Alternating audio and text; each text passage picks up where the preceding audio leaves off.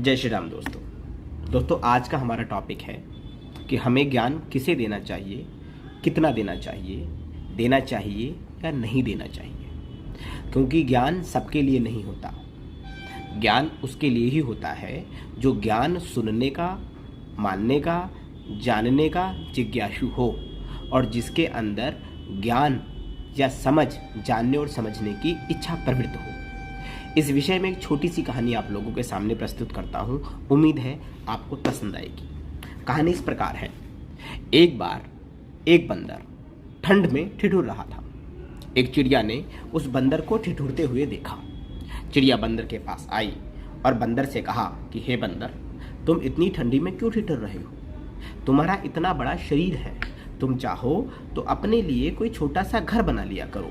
हम चिड़ियों को देखो, हमारा तो बड़ा शरीर भी नहीं है, फिर भी हम एक एक दिन का इकट्ठा करके अपने लिए घोंसला बनाते हैं और घोंसला बना करके जब ठंडी होती है या बरसात आती है तो हम उसी घोंसले में जाकर सो जाते हैं। बंदर को ये बात नागवार गुजरी।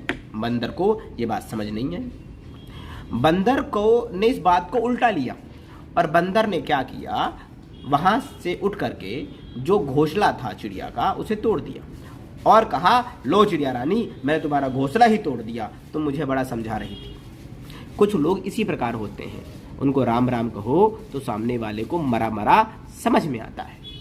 इसीलिए कहा गया है कि मूर्खन को समझाए के ज्ञान गाठ को जाए और भैसा उजला होए ना, चाहे 100 मन साबुन खाए। अर्थात मूर्खों को समझाने से ज्ञान का अपमान होता है। मूर्खों को समझाना नहीं चाहिए।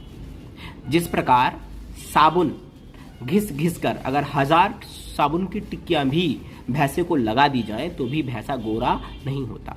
इसी प्रकार जिसको ज्ञान सुनना ही नहीं, बात समझना ही नहीं, वो कुछ जानना और सीखना ही नहीं चाहता, आपसे समझाकर सिखाकर कुछ नहीं कर सकते।